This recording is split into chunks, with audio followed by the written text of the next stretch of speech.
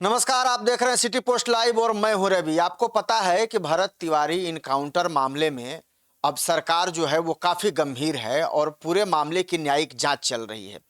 लेकिन इस बीच कुछ ऐसे भी लोग हैं जो पूरे मामले को भटकाने की कोशिश कर रहे हैं और इस पूरे मामले में राजनीति भी कहीं ना कहीं हो रही है। क्या आपको नहीं लगता है कि यह राजनीतिकरण कहीं ना कहीं इस पूरे मसले को भटका सकता है? हमारे साथ इसी मुद्दे पर बातचीत करने के लिए पुरुषोत्तम राय जी हैं, युवा नेता हैं, सामाजिक संगठन चलाते हैं और समाज के लिए ये भी काम करते हैं। इनसे हम समझने की कोशिश करेंगे कि पुरुषोत्तम जी, आपको अब नहीं लग रहा है कि कुछ लोग इसमें राजनीति करके जो न्याय की जो मुद्दा है, जो न्याय की जो मांग है, उसको भटकाने की कोशिश कर रहे हैं? सबसे पहले तो धन्यवाद। निश्चित तौर पे अभी जो वर्तमान में स्थिति है, जातीय एंगल लेकर के इस मामला को डाइवर्ट किया जा रहा है। ये इसमें कहीं जात है ही नहीं। भरत भूषण तिवारी किसी जात, किसी धर्म, किसी मजहब की लड़ाई नहीं लड़ रहे थे। इनका यही लड़ाई था कि जो बाढ़ पीड़ित, जवनिया के जो बाढ़ पीड़ित है, उनको बिटौली गांव टाण पे लाके जो बसाया गया वो गड्ढे में, उनका मांग यही था कि उस जगह को मिट्टी से भरा दिया जाए, ऐसे जगह पर बसाया जाए जहां गड्ढा ना हो, वहां पानी ना पहुंच सके, आगे बढ़ाए तो उन लोगों को दिक्कत ना हो। उसमें विभिन्न जाति के लोग बाढ़ पीड़ित में पीड़ित है, उन विभिन्न जाति के लोग को यहां बसाया गया है, तो उनकी लड़ाई वो लड़ रहे थे। और इसमें उनका इनकाउंटर हुआ, मतलब एक तरह से कि हत्या हुआ, क्योंकि पुलिस पर तो उन्होंने न फायरिंग किया, न पुलिस के ऊपर गोलियां चलाई, न प्रशासन को खतरा किसी प्रकार का था। लेकिन अचानक उसका हत्या कर देना, ये कहीं ना कहीं एक साजिश का बू आ रहा है और ये साजिश का जांच होना चाहिए। हम सरकार से आग्रह करेंगे, सरकार से मांग करेंगे, और सरकार ने न्यायिक जांच की टीम भी गठित के पूर्व न्यायाधीश को लगाए हैं। तो एक अच्छी पहल है। तो बाकी जो कुछ लोग इसमें आकर के जातीय रंग देकर के इस एंगल को मोड़ना चाहते हैं, उन सभी लोग से मुझे यही आग्रह है कि एक एक दिन आप समय निकालिए और उस जगह पे जाइए और वहां के सच्चाई को जानिए, हकीकत को जानिए, तब आकर कुछ भी बोलिए। ये कोई जातीय लड़ाई नहीं है, ये भ्रष्टाचार के खिलाफ लड़ाई है, भ्रष्ट सिस्टम के खिलाफ लड़ाई है, ये भ्रष्ट अधिकारियों के खिलाफ लड़ाई है। कुछ लोग कह रहे हैं कि ब्राह्मण लड़के का हत्या हुआ है, इसलिए पूरे मामले को तुल दिया जा रहा है, इसको जातीय रंग देने की कोशिश नहीं, की जा रही है। वो वही लोग कर रहे हैं जिनको जातीय मानसा से ही बिहार में राजनीति करना है, जिनका सदियों का उनका इतिहास देख लिया जाए तो उनका राजनीतिक बैकग्राउंड ही सिर्फ जाति नजर आता है। ना वो विकास पे बात करेंगे, ना वो डेवलपमेंट पे बात करेंगे, ना रोजगार पे बात करेंगे, ना कौशल विकास की बात करेंगे। उनका सिर्फ और सिर्फ विकास जात में नजर आता है। बहुत सारे नेता भी हैं, काफी अनुभवी नेता भी हैं, इसे जातीय एंगल देकर के इस मामला को डाइवर्ट कर रहे हैं, उस आवाज को दबा रहे हैं जो आवाज भ्रष्टाचार के खिलाफ उठा, उस आवाज को दबा रहे हैं जो आवाज गरीब शोषित वंचितों के न्याय के लिए उठा। आप इस आवाज को दबा रहे, समझिए बिहार के भविष्य को बर्बाद आप कर रहे हैं। अच्छा, नेता को तो जनता इसलिए चुनती है कि नेताजी आम जनता के मुद्दों को उठाएंगे, उनकी आवाज़ को सुनेंगे और जो भी जनता की समस्या है उसके लिए वो काम करेंगे, यानी कि विकास का काम करेंगे। और कुछ नेताजी लोग ही भरत तिवारी को अपराधी बताने में जुट रहे हैं। आपने जीतन राम मांझी का भी बयान देखा होगा, सुना होगा। क्या लगता है, क्या ऐसे क्यों बोलते हैं? अब जीतन राम मांझी जी का बयान तो एक तरह से मान लिया तो हास्यास्पद है। अब एक पूर्व मुख्यमंत्री, जो राज्य का पूर्व मुख्यमंत्री रहे हो, अभी वर्तमान में कैबिनेट का मंत्री है, सेंट्रल मिनिस्टर में, उसके बाद इस प्रकार का बयान जातीय एंगल देना, यह कहां तक उचित है? मांझी जी, आप तो समर्थवान व्यक्ति हैं, आपको, आपके पास तो राजनीतिक अनुभव, आप तो बिहार को अच्छे तरीके से जानते हैं, आप तो अधिकारियों को भी जानते हैं। कुछ दिन तो पहले आप अधिकारी के खिलाफ पूरा हल्ला बोल रहे थे, लेकिन आप ये कह रहे हैं कि एक अपराधी था, ये था, वो था, इसका इनकाउंटर सही है, वेल डन कर रहे हैं, तो पहले आप वहां जाकर के सच्चाई तो जान लीजिए, पीड़ित परिवार से मुलाकात तो कर लीजिए। छोड़िए, पीड़ित परिवार से अगर आप नहीं मिल सकते हैं तो वहां जो बाढ़ पीड़ित जिनकी लड़ाई भरत भूषण तिवारी लड़ रहे थे, उनसे तो आप जाके मिल लेते हैं। और भरत भूषण तिवारी अपराधी था तो उसके ऊपर मुकदमा दर्ज क्यों नहीं था? प्रशासन फिर चुप क्यों बैठा था? उसको गिरफ्तार करके जेल क्यों नहीं डाला? फिर इनकाउंटर क्यों? विभाग में भी, और एक तरह से देखा जाए तो मंत्रालय को झांक लीजिए, विधानसभा के विधायकों को झांक, उनका आपराधिक इतिहास झांक लीजिए, बहुत सारे आपराधिक विधायक भी बने हुए हैं, तो उनका इनकाउंटर करिए, आप करवाइए इनकाउंटर, हम भी बेल डन करेंगे। अच्छा, आपको पता होगा कि बिहार में एक जगदेव प्रसाद जी थे, वो भी सामाजिक लड़ाई लड़ते थे और 1974 के आसपास वो कुर्था में शहीद हुए थे, पुलिस इनकाउंटर में वो भी मराए थे। और उनके वो तो सामाजिक न्याय के उनको भी मसीहा माना जाता था। और उनके बेटा नागमणि, उन्होंने भी कुछ इसी तरह का बयान दिया। ये नेताओं को हो क्या गया है? देखिए, नागमणि जी, जब सम्राट चौधरी जी मुख्यमंत्री नहीं थे तो नागमणि जी सिर्फ नागमणि लिखते थे। जैसे ही सम्राट चौधरी जी मुख्यमंत्री बने थे, अपने नाम के पीछे कुशवाहा जोड़ लिए। अब इनकी गंदी मानसिकता को आप समझिए, कितना ये गंदे मानसिकता का व्यक्ति है। ये मामला को डाइवर्ट कर रहे हैं।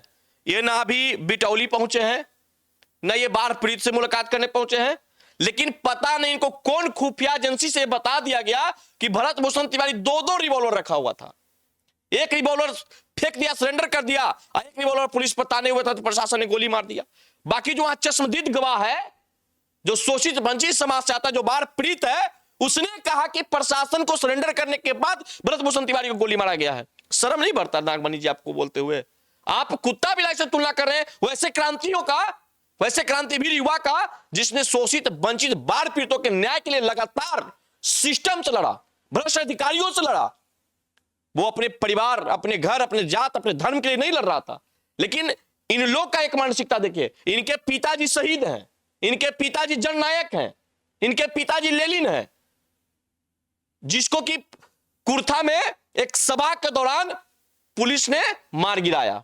तो आपके पिताजी शहीद हो गए और भरत भूषण तिवारी कुत्ता लफंगा है।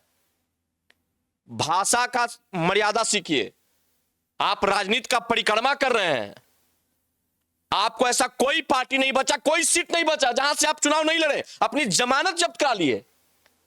अब राजनीति में सफल होने के लिए चटुकारिता का राजनीति। आप सम्राट चौधरी जी के हित का काम नहीं कर रहे हैं, चाहे कोई भी व्यक्ति। सम्राट चौधरी ने तो पहले ही 2 दिन, घटना के 2 दिन बाद ही आदेश दे दिया था कि नई जांच होगी। और सरकार लगातार ये भी कह रही है कि भाई जांच हो रही है, दोषी बक्से नहीं जाएंगे। फिर ये नेता इस तरह का बयान देकर के क्यों मामले को भटकाना चाहते हैं? हम वही बताने जा रहे हैं कि आप सम्राट चौधरी जी के हित के काम आप नहीं कर रहे हैं। आपको यह लग रहा है कि उनकी जात बता करके, जातीय एंगल दे करके, जातीय वैमनस्यता फैला करके, जातीय गुमराह करके सम्राट चौधरी जी को बचाया जाए, तो आप उनके हित का काम नहीं कर रहे हैं। आप उनके राजनीतिक भविष्य को खत्म करने का काम कर रहे हैं, जैसा कि आपका हुआ। आप चतरा से चुनाव लड़े, जमानत जब्त। आपके पास चारों सदन के अनुभव होने के बाद भी आपके भाषा का मर्यादा का ज्ञान नहीं है। आपको भाषा का मर्यादा का पहले ज्ञान होना चाहिए। और सम्राट चौधरी जी, माननीय मुख्यमंत्री से हम आग्रह करना चाहते हैं कि इस पूरे मामला को जांच करवाइए, दोषी अधिकारियों पर कार्रवाई करिए। इसमें एसडीएम साहब का जो रोल रहा है जगदीशपुर, उनका रोल संदेहास्पद है, उन पे जांच होना चाहिए। और पुलिस कप्तान भोजपुर, उन पे जांच होना चाहिए कि बिना उनके आदेश से कैसे गोली चला, या गोली चला, इनकाउंटर हुआ, तो फिर उनको जानकारी क्यों नहीं दिया गया? जो उनकी जिम्मेदारी था, वो पूरे जिम्मेदारी को क्यों नहीं निर्वहन कर पाए ईमानदारी पूर्वक?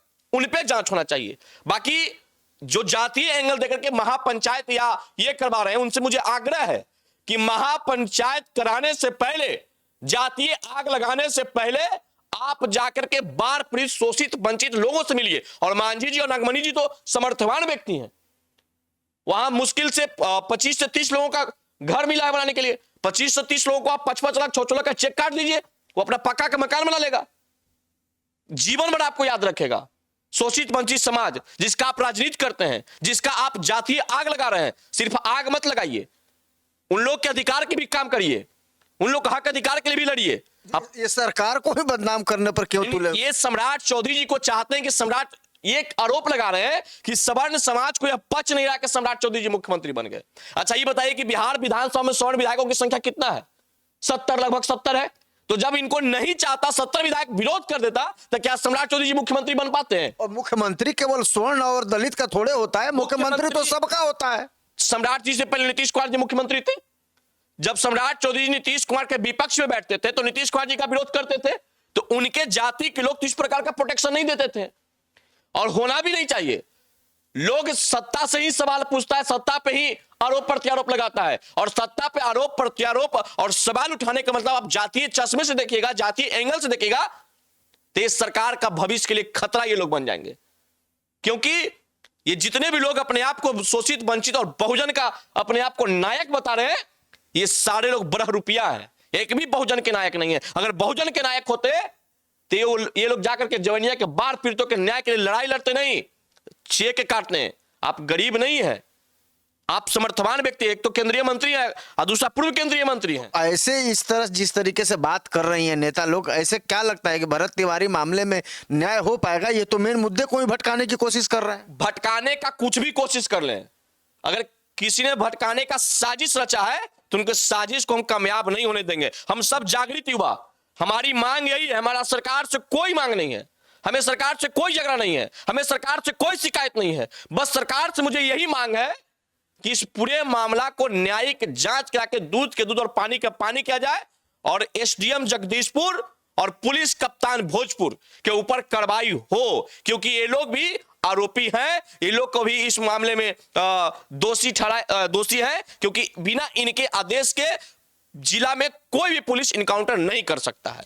तो बिल्कुल इस पूरे मामले में राजनीति करने वाले और इस पूरे मामले को जातीय उन्माद फैलाने की कोशिश करने वाले, अब जरा ध्यान से सुन लीजिए, क्योंकि आपकी ये मानसिकता जो है वो कामयाब होने वाली नहीं है। क्योंकि जो युवा हैं वो अच्छी तरह से जानते हैं कि इस पूरे मामले में सच्चाई क्या है। इसमें आग लगाने में, यानी कि आग में घी डालने की जो आपकी प्रवृत्ति है वो काम नहीं आएगी।